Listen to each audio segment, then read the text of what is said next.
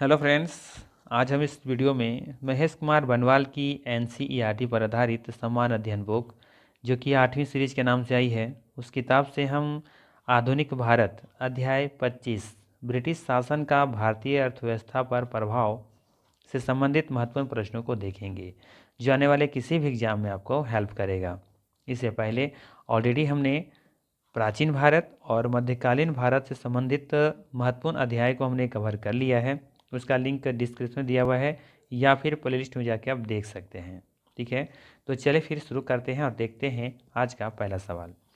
आज का पहला सवाल है, स्तंभरारी बंदोबस्त किसने लागू किया था? स्तंभरारी बंदोबस्त या यूँ कहें अस्थाई बंदोबस्त, दोनों एक ही था।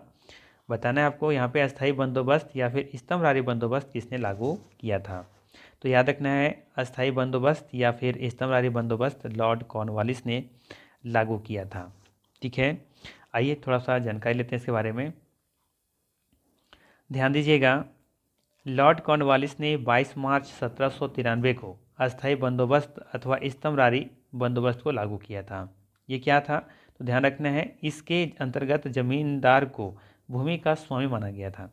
ठीक है, इसके अंतर्गत जमींदार अपने क्षेत्र से भू राजस्व की वसूली का 1/11वां भाग अपने पास रखता था और बाकी जो 10 भाग होता था, 11 में से 10वां भाग जो होता था वो कंपनी के पास जमा करता था। ठीक है, यही था अस्थाई बंदोबस्त या फिर ये स्तंभदारी बंदोबस्त। ठीक है, जो भी जमींदार होते थे भू राजस्व की वसूली करता था, उसमें से 11 भाग में से एक भाग अपने पास रखता था और 11 में से जो 10 भाग बचते थे वो कंपनी को देना होता था। ठीक है, इसके अंतर्गत ब्रिटिश भारत का 19% क्षेत्र आता था। ठीक है, यह व्यवस्था बंगाल, बिहार, उड़ीसा, उत्तर प्रदेश की वाराणसी में और उत्तरी कर्नाटक में ये लागू की गई थी। तो यहाँ से सवाल बन सकता है कि अस्थायी बंदोबस्त किन क्षेत्रों में लागू की गई थी? बंगाल, बिहार, उड़ीसा और उत्तर प्रदेश।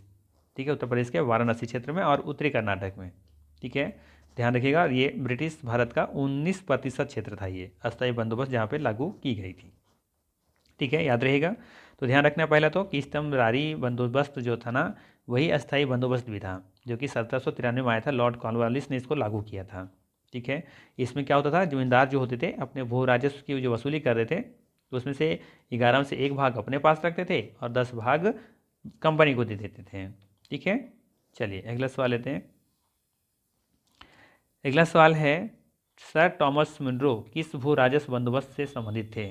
बताना है, सर टॉमस मुनरो किस भू राजस्व बंदोबस्त से संबंधित थे? अस्थाई बंदोबस्त, महलवाड़ी बंदोबस्त या रैयतवाड़ी बंदोबस्त? तो याद रखना है, सही आंसर है यहाँ पे रैयतवाड़ी। ठीक है, रैयतवाड़ी बंदोबस्त से संबंधित थे। ठीक है, जबकि अभी हम लोगों ने देखा कि अस्थाई बंदोबस्त से संबंधित कौन थे? Lord Cornwallis. वहीं बात करें महलवाड़ी के बारे में तो ये मैकेंजी। ठीक है, याद रखिएगा, मैकेंजी जो थे ये महलवाड़ी बंदोबस्त के जनक कह सकते हैं या फिर उसने ही लागू की थी, मैकेंजी ने। ठीक है, अस्थाई बंदोबस्त लॉर्ड कॉर्नवालिस। ठीक है, रैयतवाड़ी सर टॉमस मुनरो और महलवाड़ी मैकेंजी। ठीक है, आइए रैयतवाड़ी के बारे में थोड़ा सा जानकारी लेते हैं। ध्यान दीजिएगा, सर टॉमस मुनरो व कर्नल रीड का रैयतवाड़ी व्यवस्था का जन्मदाता माना जाता है। इस व्यवस्था में भूमि पर खेती करने वाला भूमि का स्वामी होता था। इस व्यवस्था में भूमि पर खेती करने वाला भूमि का क्या होता था? स्वामी होता था, जो सरकार को भूमि कर देने के लिए उत्तरदायी था। ठीक है, इस व्यवस्था में भूमि पर जो खेती करता था उसी को भूमि का स्वामी माना जाता था, मालिक माना जाता था, जो कि सरकार को क्या करता था, भूमि जो टैक्स होता था वो पे करता था। सर्वप्रथम कर्नल रीड ने 1792 ईस्वी में मद्रास के 12 महल क्षेत्र में लागू किया था। भू राजस्व संबंधी आरंभिक प्रयोगों के पश्चात 1820 ईस्वी में इसने मद्रास, बम्बई और असम के अधिकांश भागों में लागू किया गया। रैयतवाड़ी व्यवस्था में ब्रिटिश भारत का 51% क्षेत्र शामिल था। ठीक है, जबकि वहाँ पे देखे थे हम लोग अस्थायी बंदोबस्त में 19% क्षेत्र शामिल था। ठीक है, चलिए अगला सवाल लेते हैं। अगला सवाल है महलवाड़ी व्यवस्था को किस क्षेत्र में लागू किया गया था? सवाल है, महलवाड़ी व्यवस्था को किस क्षेत्र में लागू किया गया था, जो कि हॉल्ट मैकेंजी के द्वारा ये लागू की गई थी? तो याद रखना है, इसे पंजाब के क्षेत्रों में लागू किया गया था। ठीक है, महलवाड़ी व्यवस्था को पंजाब के क्षेत्रों में लागू किया गया था, जबकि अस्थायी बंदोबस्त बंगाल, बिहार, उड़ीसा और उत्तर प्रदेश के जो वाराणसी क्षेत्र था और साथ ही साथ उत्तरी कर्नाटक में लागू किया गया था स्तंभरारी बंदोबस्त, या फिर कह सकते हैं उसे अस्थाई बंदोबस्त। ठीक है, जबकि यहाँ पे देखेंगे हम लोग रैयत वाली व्यवस्था कहाँ पे लागू की गई थी, मद्रास, बम्बई और असम के क्षेत्रों में। ठीक है, जो कि 51% क्षेत्र है ब्रिटिश भारत का, और 19% क्षेत्र था देखेंगे आप अस्थाई बंदोबस्त का। ठीक है, और इसमें देखेंगे 30% इसमें बच रहा है आपका। ठीक है, यहाँ पे आप देख लीजिएगा थोड़ा सा, अस्थाई बंदोबस्त के अंतर्गत कितना था, अस्थाई बंदोबस्त के अंतर्गत था 19%।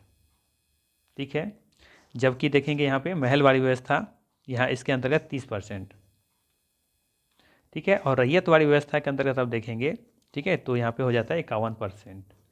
ठीक है, तो इसे अब लगभग जोड़ करके देखेंगे तो 100% हो जाएगा आपका। ठीक है, तो जितने ब्रिटिश भारत क्षेत्र में आ रहे थे उसमें से 51% क्षेत्रों पर रैयतवाड़ी व्यवस्था लागू की गई थी, 19% पर अस्थायी बंदोबस्त लागू की गई थी और 30% महलवाड़ी बंदोबस्त वहाँ पे लागू की गई थी 30% क्षेत्रों पर। ठीक है, तो आप देखेंगे कुल मिलाकर के 100% हो जाएगा। साथ ही साथ ध्यान रखना है, रैयतवाड़ी व्यवस्था लागू कौन किया था, सर टॉमस मुनरो, जबकि महलवाड़ी किसने किया था, हॉल्ट मैकेंजी, जबकि अस्थायी बंदोबस्त किया था किसने, ये आपका लॉर्ड कॉर्नवालिस। ठीक है, चलिए, तो यहाँ पे सारा कॉन्सेप्ट क्लियर हो गया होगा। साथ ही साथ किन क्षेत्रों में लागू किए गए थे यहाँ भी ये भी ध्यान रखना है। ठीक है, तो महलवाड़ी व्यवस्था कहाँ लागू की गई थी, पंजाब में। ठीक है, जबकि अब देखेंगे कि रैयतवाड़ी व्यवस्था लागू की गई थी कहाँ पे, मद्रास, बम्बई और असम के अधिकांश भागों में, है ना। और अस्थायी बंदोबस्त कहाँ लागू की गई थी, बंगाल, बिहार, उड़ीसा और उत्तर प्रदेश के वाराणसी क्षेत्र में। ठीक है, और उत्तरी कर्नाटक के कुछ भागों में लागू की गई थी। आइए महलवाड़ी के बारे में थोड़ा सा और जानकारी लेते हैं। महलवाड़ी व्यवस्था का सूत्रपात सर्वप्रथम हॉल्ट मैकेंजी, जो कि 1819 में ये लागू किया गया था। इस व्यवस्था में भूमि कर की इकाई कृषक का खेत नहीं अपितु ग्राम अथवा महल महल होता था। ठीक है, आपको महलवाड़ी व्यवस्था में क्या याद रखना है कि इसके इस व्यवस्था के अंतर्गत भूमि कर की जो इकाई होता था ना, वो कृषक को खेत नहीं, कृषक का खेत नहीं अपितु ग्राम अथवा महल होता था। ग्राम के लोग सम्मिलित रूप से भूमि कर देने के लिए उत्तरदायी होते थे। ठीक है, ग्राम के लोग सम्मिलित रूप से भूमि कर देने के लिए उत्तरदायी होते थे। कोई खास एक कृषक लोग नहीं देते थे, कोई एक कृषि किसान नहीं देता था, मतलब कुछ एक समूह होता था, है ना, ग्राम पूरा ग्राम मिल करके या महल जो होता था वो मिल करके पूरा ये टैक्स जो होता था वो पे कर देते हैं पूरा सम्मिलित रूप से। ठीक है, इसके अंतर्गत उत्तर प्रदेश, मध्य प्रांत और पंजाब आदि क्षेत्रों को शामिल किया गया था। ठीक है, महलवाड़ी व्यवस्था ब्रिटिश भारत के 30% क्षेत्रों पर लागू थी। ठीक है, 30, 19 और 51 आपको याद रखनी है। ठीक है, 30, 19 और 51%। ठीक है, 1833 में मार्टिन बर्ड द्वारा पहली बार लगान तय करने के लिए मानचित्रों तथा पंजियों का प्रयोग किया गया था। ठीक है, आपको ध्यान रखनी 3 ही तरह का व्यवस्था मुख्य रूप से यहाँ पे देखने को मिलेगा आपको, महलवाड़ी, रैयतवाड़ी और एक है अस्थाई बंदोबस्त, जिसे स्तंभरारी बंदोबस्त भी कहते हैं। ठीक है, चलिए, तो ये तीनों व्यवस्था के बारे में पता होना चाहिए, अस्थाई बंदोबस्त क्या था, महलवाड़ी क्या था और यहाँ पे एक रैयतवाड़ी क्या था। ठीक है, चलिए अगला सवाल लेते हैं।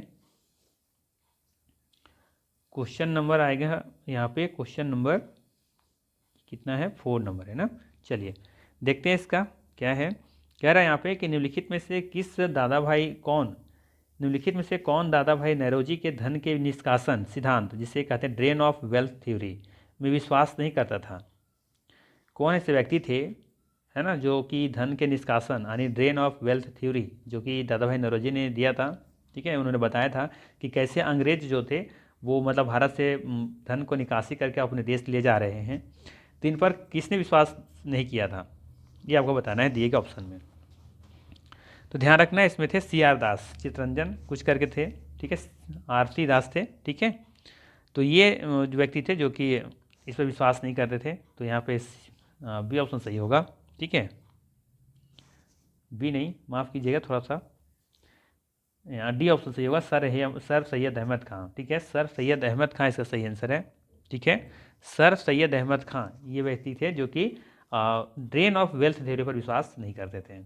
ठीक है, जो कि दादा भाई नौरोजी के द्वारा लिखा गया था। इसमें क्या बताया गया था कि अंग्रेज कैसे भारत से पैसा धन निकाल करके अपने देश ले जा रहे हैं। ठीक है, आइए थोड़ा सा और जानकारी लेते हैं। सर सैयद अहमद खां ब्रिटिश भारत शासन के प्रति निष्ठावान थे। उनका मानना था कि अंग्रेजों के सहयोग से भारत में मुसलमानों के सामाजिक और आर्थिक विकास से सहायता मिलेगी। अतः वे दादा भाई नौरोजी के धन निष्कासन सिद्धांत, जो जिसे ड्रेन ऑफ वेल्थ थ्योरी कहते हैं, विश्वास ही नहीं करते थे। सर सैयद अहमद खां 1875 ईस्वी में मोहम्मद एंग्लो ओरिएंटल कॉलेज की स्थापना की थी, ठीक है, जो कि 1920 में अलीगढ़ मुस्लिम विश्वविद्यालय के रूप में परिवर्तित तो हो गया। ठीक है, आपको याद क्या रखनी है, इसका पुराना नाम, नया नाम भी पूछा जाता है, या फिर अलीगढ़ मुस्लिम विश्वविद्यालय का पुराना नाम क्या है, ठीक है, या फिर मोहम्मद एंग्लो ओरिएंटल कॉलेज का नया नाम क्या है, यहाँ सवाल पूछा गया है, ध्यान रखिएगा। इसकी स्थापना 1920 में की गई थी, बाद में इसे अलीगढ़ मुस्लिम विश्वविद्यालय के नाम से जाना गया, जो कि यूपी में है। ठीक है, चलिए अगला सवाल लेते हैं। अगला सवाल है, poverty and un British rule in India नामक पुस्तक किसने लिखी थी? Poverty and un British rule in India नामक पुस्तक किसने लिखी थी? अमृत कुमार सेन, रमेश चंद्र दत्त, या फिर गोपाल कृष्ण गोखले, या फिर दादा भाई नौरोजी? तो सही आंसर है यहाँ पे ऑप्शन नंबर डी, दादा भाई नौरोजी। दो बुक याद रखनी है, एक तो ड्रेन ऑफ वेल्थ थ्योरी और एक याद रखना है poverty and un British rule in India. ठीक है, तो डी ऑप्शन यहाँ पे बिल्कुल ही सही है। ठीक है, poverty and un British rule in India सही आंसर है यहाँ पे। आइए देखते हैं इसके बारे में थोड़ा सा।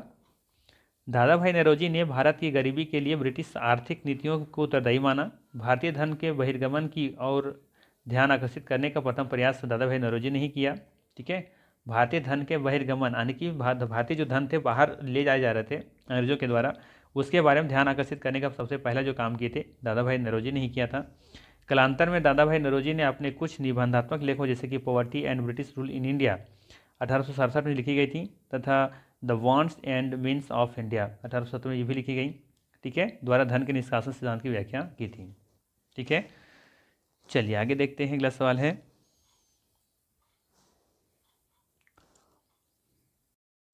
अगला सवाल है, असम में सर्वप्रथम चाय कंपनी की स्थापना कब हुई थी? ध्यान रखना है, सवाल पूछ रहा है आपसे कि असम में सर्वप्रथम चाय कंपनी की स्थापना कब हुई थी? 1835, 1837, 1839 या फिर 1841? देखिए ध्यान दीजिएगा, यहाँ पे पूछा जा रहा है आपसे कि असम में सर्वप्रथम चाय कंपनी की स्थापना कब हुई थी, तब इसका आंसर यहाँ पे सी ऑप्शन होगा 1839। लेकिन अगर पूछा जाए आपसे कि सर्वप्रथम, है ना, प्रथम चाय बागान कब लगाया गया था, तो 1835 होगा। ठीक है, ध्यान दीजिएगा, सवाल थोड़ा सा डिफरेंट है यहाँ पे कि प्रथम चाय बागान कब लगाई गई, तो 1835 में, लेकिन सर्वप्रथम चाय कंपनी की स्थापना कब की गई थी, तब होगा 1839। ठीक है, तो पहले चाय बागान आया, ठीक है, प्रथम चाय बागान जो कि 1835 में लगाई गई थी, और चाय बागान चाय बागान कंपनी पूछा जाए आपसे, ठीक है, कंपनी इंक्लूड कर दे तो इसका आंसर 1839 होगा। ठीक है, चलिए अगला सवाल लेते हैं।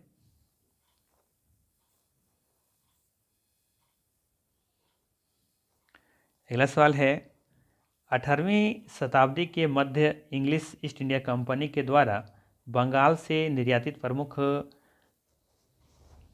पण्य पदार्थ, ठीक है, स्टेपल कमोडिटीज जिसे कहते हैं, क्या थे?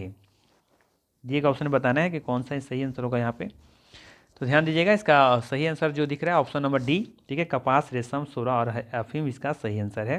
ठीक है, आइए थोड़ा सा जानकारी लेते हैं इसके बारे में। 18वीं शताब्दी के मध्य में इंग्लिश ईस्ट इंडिया कंपनी भारतीय वस्तुओं के व्यापार में प्रमुख प्रतिभागी थे, जिसमें बंगाल निर्यातक वस्तुओं का महत्वपूर्ण स्रोत था। इन निर्यात की जाने वाली वस्तुओं में कपास, रेशम, सोरा और अफीम प्रमुख थे।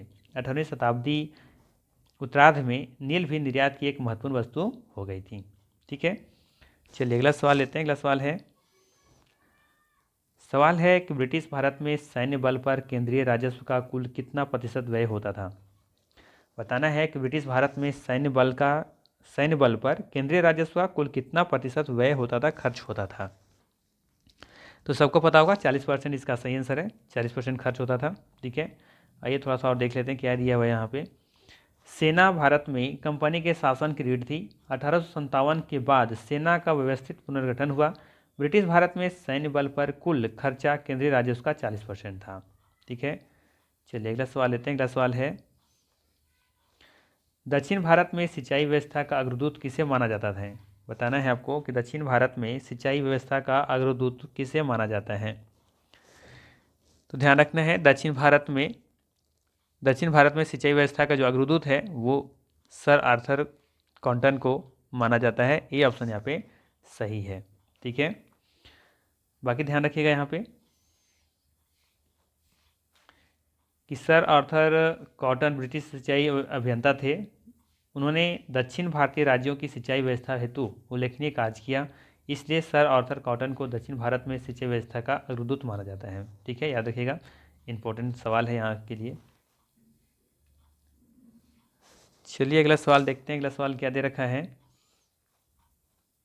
भारत के इतिहास में के संदर्भ में निम्नलिखित युग्मों पर विचार कीजिए। ठीक है, सबसे पहले दे रखा है यहाँ पे औरंगा राजकोप का प्रभावी। क्या दे रखा है, वैसे सही सुमेलित है ना, पूछा आपसे कि कौन सा यहाँ पे सही सुमेलित है।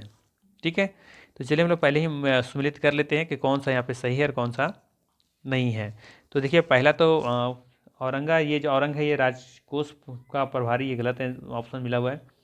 बेनियन ईस्ट इंडिया कंपनी का भारतीय एजेंट था, ये सही है। और मीरा सिदार ये राज्य का नामित राजस्व दाता था, ये भी यहाँ पे सही मिलान है, ध्यान रखिएगा। सही आंसर यहाँ पे केवल बी यानी कि 2 और 3 यहाँ पे सही मिलान है, सुमिलित है। आइए थोड़ा सा जो बारे में जानकारी लेते हैं। औरंग फारसी का शब्द है। ठीक है, औरंग क्या है, एक फारसी का शब्द है जिसका अर्थ होता है गोदाम। यहाँ पर बिक्री से पहले माल का भंडारण किया जाता था।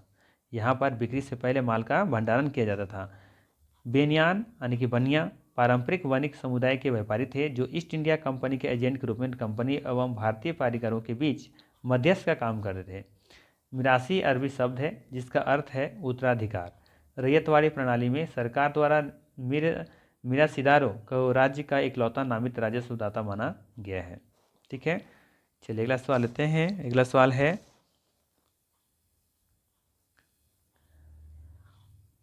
है, यहाँ पे अनु औद्योगिकरण के संदर्भ में निम्नलिखित में से कौन सा कथन सही है।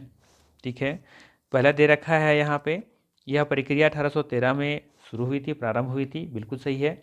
ठीक है, अनुद्योगिकरण देखेंगे कि यह प्रक्रिया 1813 में प्रारंभ की गई थी। ठीक है, इस बात दे रखा है ईस्ट इंडिया कंपनी के व्यापारिक अधिकारों की समाप्ति ने इस प्रक्रिया को तेज किया था, ये भी सही है। ठीक है, तो सही आंसर हो जाएगा यहाँ पे सी ऑप्शन, 1 और 2 दोनों यहाँ पे सही है। ठीक है, चलिए अगला सवाल लेते हैं। चलिए अगला सवाल है यहाँ पे, शब्द इंपीरियल प्रेफरेंस का प्रयोग किया जाता है। शब्द इंपीरियल प्रेफरेंस का प्रयोग किया जाता है, किस में किया जाता है, तो ये भारत में ब्रिटिश आयातों पर दी गई विशेष रियायतों के लिए ये शब्द का प्रयोग किया जाता है, अर्थात ये ऑप्शन ही यहाँ पे सही है, ध्यान रखिएगा। ठीक है, शब्द इंपीरियल प्रेफरेंस का प्रयोग किया जाता है किसमें, भारत में ब्रिटिश आयातों पर दी गई विशेष रियायतों के लिए ये प्रयोग किया जाता है। ठीक है, तो यहाँ पे ये ऑप्शन बिल्कुल ही सही है। ठीक है, तो इस चैप्टर से मात्र 12 क्वेश्चन दिए गए थे। ठीक है, तो ये था मोस्ट इंपॉर्टेंट 12 MCQ। अगर वीडियो अच्छा लगा हो तो लाइक ज़रूर कीजिएगा, चैनल पर नए हैं तो सब्सक्राइब जरूर कर लीजिएगा।